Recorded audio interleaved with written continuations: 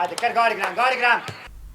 Pa z igro ne morem biti glih ful zadovoljen danes, ampak tako nekako smo kontrolirali prvi polčas, ni bil najboljši, ampak se pravim, po prvem golu je bilo nekako lažje.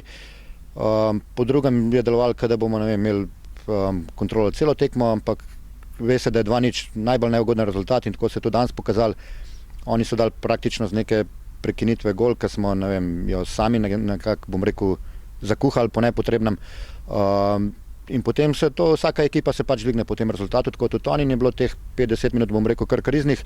Po tem tretjem golu pa je nekako, smo pa spet nekako vzpostavili, tako kot mora biti, smo bili boljši na igrišču.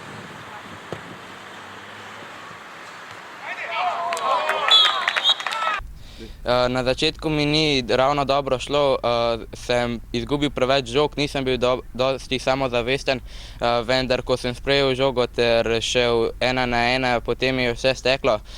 Zlasti potem, ko sem zadel drugi gol, takrat mi je bilo vse lažje, ko pa sem zadel tretji ter četrti gol, je bilo pa vse super.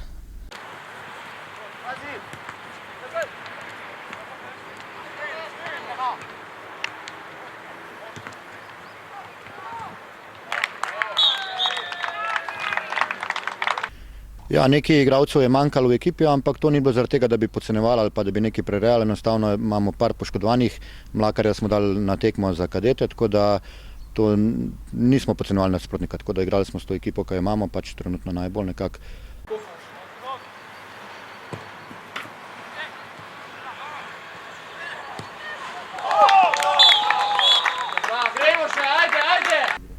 Ja, pozna se, da pač ni bilo Jana, Mlakarja, pa vendar pa je Jernej s 3 goli pač nastrešil pa pomagal, da smo zmagali.